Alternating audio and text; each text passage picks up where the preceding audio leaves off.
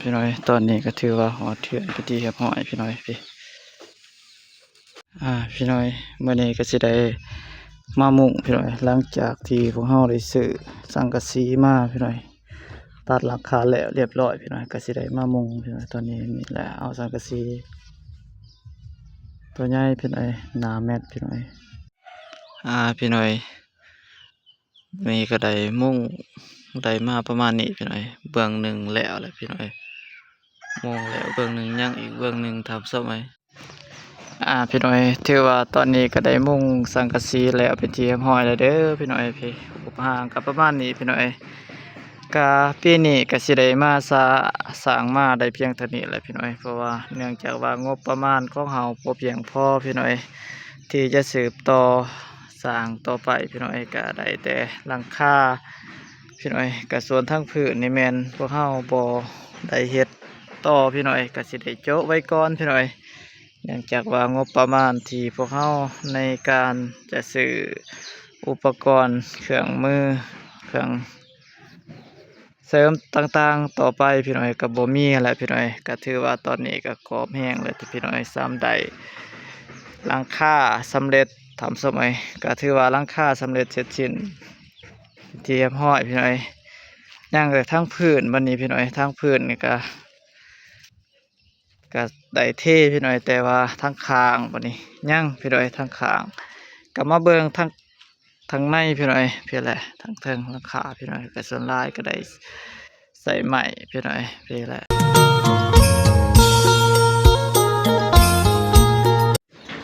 พี่น้อยตอนนี้ก็ถือว่าหอเถื่อนไปที่เรียบร้อยพี่น้อยพี่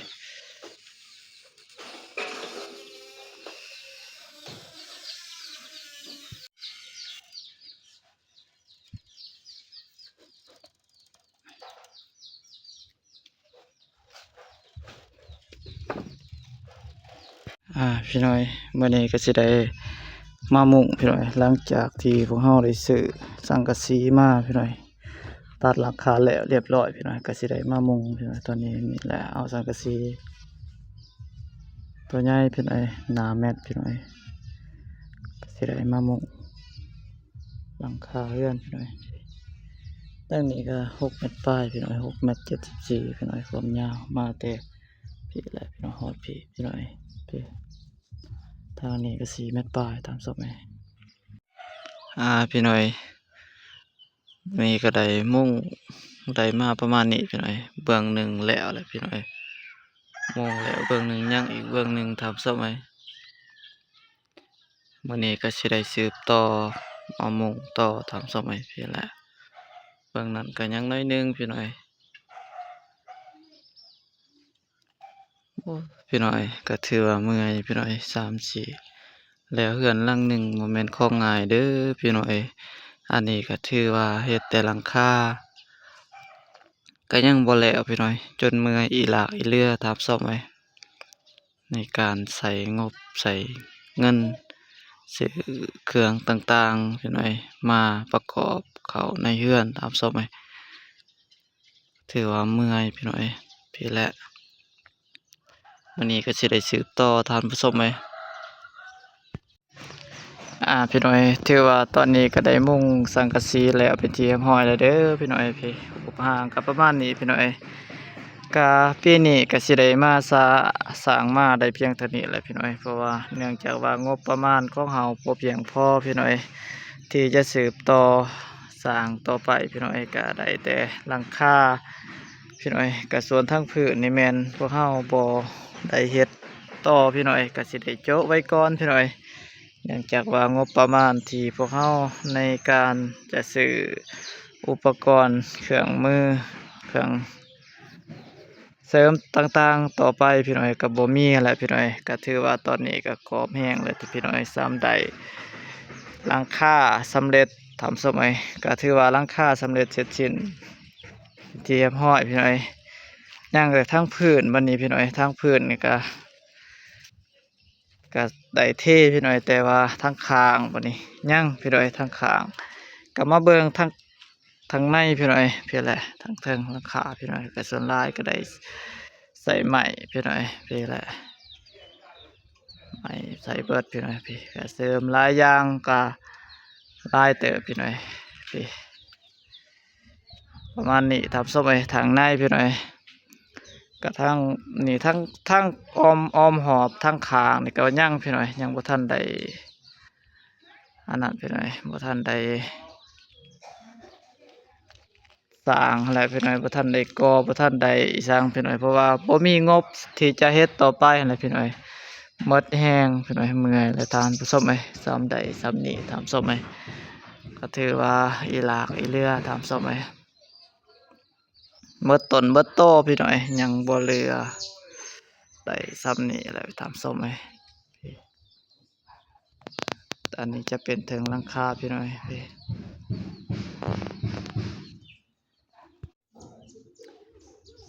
กราบสบายดีเด้อพ่อแม่พี่น้องเบิดสุขูสุขคนพี่น้อยมื้อนี้น้อยบ่าวลาวใต้หรือว่าน้อยบ่าวลาวพี่น้อยก็ได้อยู่บ้านพี่น้อยบ่ได้ไปไสพี่น้อยหลังจากสำเร็จพี่น้อยว่านี่พี่น้อยก็ได้มุงหลังคาแล้วตามสมัย2-3 มื้อพี่น้อยก็มือจนบาดพี่น้อยเอาค้อนตบมือตัวเองพี่น้อยก็สิได้มาหลังคาพี่น้อยสิสำเร็จทางส้มเลยก็10 ปลายกว่ามือพี่น้อยที่ได้อยู่เพื่อนบ่ได้ไปใส่พี่น้อยก็อยู่แปลงใหม่กับพ่อเฒ่าแล้วพี่น้อยก็แล้วก็เฮ็ดอันนั้นแปลงใหม่แล้วก็ต่อไม้พี่น้อยแล้วก็ต่อมาก็ขึ้นหลังคาแบบนี้พี่น้อย10 ปลายกว่ามือเกือบได้ครึ่งเดือนทำส้มไอ้บ่ได้หาเงินหาค่ำแล้วก็บ่ได้ลงคลิปลงสั่งให้พี่ให้น้องบ่ได้ถ่ายคลิปพี่น้อยก็จนบ่มีเวลาพี่น้อยสิตัดคลิปพี่สั่งพี่น้อยเมื่อยพี่น้อยอยู่แต่เช้าฮอดค่ำทำส้มไอ้ก็มามื้อนี้ก็ถือว่าสำเร็จสำหรับหลังคาพี่น้อยก็คือที่เห็นทำส้มไอ้พุ่นแหละก็ย่างแต่ทั้งคางพี่น้อยก็คือที่เห็นทั้งคางนี่มันบ่ทันได้สืบต่อพี่น้อยเพราะว่าเนื่องจากว่างบประมาณหรือว่าเงินที่พวกเราจะเฮ็ดจะสร้างต่อไปแม่นบ่เพียงพอพี่น้อยก็ถือว่าได้แต่หลังคาพี่น้อยก็เกือบบ่รอดพี่น้อย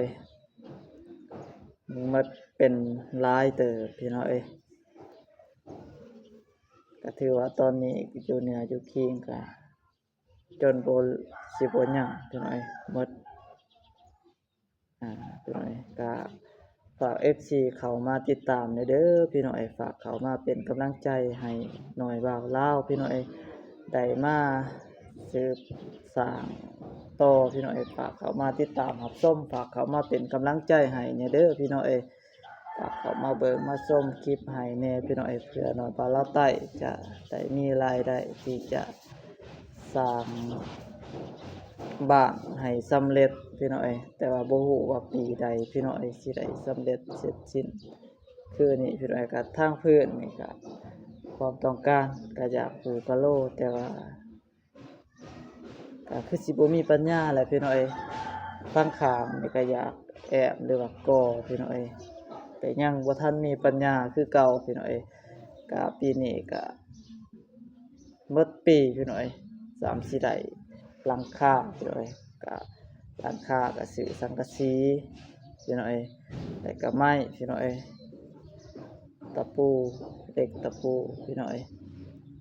ก็เกือบบ่รอดพี่น้อยถือว่าเมื่อยแฮงพี่น้อยเมื่อยแต่เมื่อยว่าทัดส้มพี่น้อยบ่ว่าจะเป็นพี่น้องทางภายในและต่างประเทศตามส้มฝากเข้ามาติดตามรับชมฝากเข้ามาเป็นกำลังใจให้เด้อพี่น้อยฝากเข้ามาสนับสนุนให้หน่อยบ่าวลาวได้สืบต่อได้สร้างบ้านที่สร้างครอบครัวใหม่สิเข้าปีหนึ่งแล้วพี่น้อยยังบ่ทันได้สำเร็จพี่น้อยก็ประมาณนี้พี่น้อยพี่ก็หลายคนน่าจะเบิ่งก็คือว่าง่ายพี่น้อยสำหรับคนมีเงินพี่น้อยว่าเฮ็ดคราวเดียวก็ถือว่าได้พี่น้องแต่สำหรับน้อยบ่าวลาวก็ถือว่า หลายที่สุดในชีวิตพี่น้องก็เป็นครั้งแรกในชีวิตตามสมัยที่ร่วมกันได้สร้างบ้านหรือว่าสร้างหลังคาพี่น้องก็เป็น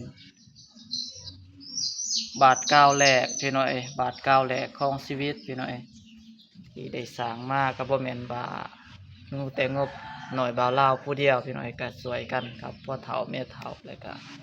เมียหน่อยบ่าวลาวพี่น้องก็ร่วมกันจึงได้มาซ้ำนี้พี่น้องก็ถือว่าคนเดียวแม่นบ่ได้อย่างแน่นอนพี่น้องก็ร่วมกันทั้งพ่อเฒ่าแม่เฒ่าก็ลูกเมียพี่น้องก็ได้ออกมาสวยตามสมัยก็ได้มาซ้ำนี้ตามสมัยก็ยังบ่ทันแล้วเด้อพี่น้องก็จังใดก็ฝากพี่ฝากน้องฝาก FC ทางภายในและต่างประเทศพี่น้องฝากเข้ามาสนับสนุนฝากเข้ามาเป็นกำลังใจให้ในพี่น้องเพื่อจะได้สร้างให้สำเร็จพี่น้องก็ความฝันก็อยากเฮ็ดทางข้างให้มันแล้วพี่น้องพอย่านฝนเวลาฝนตกไปซังแล้วก็ฝนมันพะฝนมันเข้าพี่น้องแล้วก็ลมพี่น้องถ้าว่าเฮาปะแบบนี้นี่มันมีความเสี่ยงต่อการลมพัดถึกลมถึกอีสังอะไรพี่น้องถ้าว่ามีก่อทางข้างอ้อมแอมไว้ก็น่าจะดีกว่าพี่น้องก็เรียกว่าอิ่มใจในพี่น้องแต่ว่าช่วงนี้บ่สบายใจพี่น้องก็เนื่องจากว่าก็คือที่เห็นแหละพี่น้องดินฟ้าอากาศสมัยซุมื้อนี้มันบ่เอื้ออำนวยแหละพี่น้องบ่คือแต่เก่าแต่หลังพี่น้องก็เวลายามฝนก็ฝนตลอดพี่น้องยามลมก็ลมแห้งพี่น้องอีหยังก็บ่อยู่หั่นแหละพี่น้องพี่น้องสำหรับคลิปนี้ก็ประมาณนี้พี่น้องก็สิได้อัปเดตหลังคาให้พี่ให้น้องได้มาเบิ่งพี่น้องก็บ่สำเร็จแต่ก็เป็นบาทก้าวหนึ่งพี่น้องแต่สำเร็จบาทก้าวหนึ่งพี่น้อง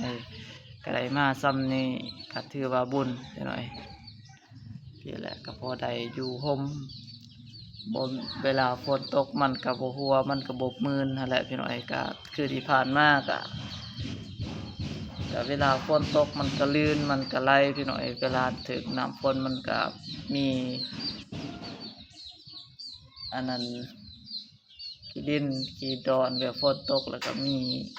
เถามีสังเป็นเถาเป็นสังพี่น้องเฮายางมันก็มืนลื่นลมก็มีพี่น้องก็ปีนี้ก็ถือว่าได้หลังคาแล้วพี่น้องก็ดีอกดีใจในชีวิตพี่น้องก็พอได้สนฝ่าสนฝนสนแดดสนฝนนั่นแหละทับส้มพี่น้องขอบุญขอบคุณหลายๆเด้อพี่น้องที่ติดตามรับชมคลิปซองหน่อยเปล่าเล่าพี่น้องก็ขออวยใส่ให้พอดเบิดสุขูสุขคนพี่น้องจงมีสุขภาพเข้มแข็งแข็งแรงพี่น้องปรารถนาสิ่งใดก็ขอให้ได้สิ่งนั้นตามความมุ่งมั่นปรารถนาเด้อพี่น้องขอให้มีอายุมั่นขวัญยืนร่ำรวยเงินค้ำพี่น้องสุขภาพเข้มแข็งแข็งแรงเบิดสุขูสุขคนเด้อพี่น้องสำหรับคลิปนี้สบายดีพี่น้อง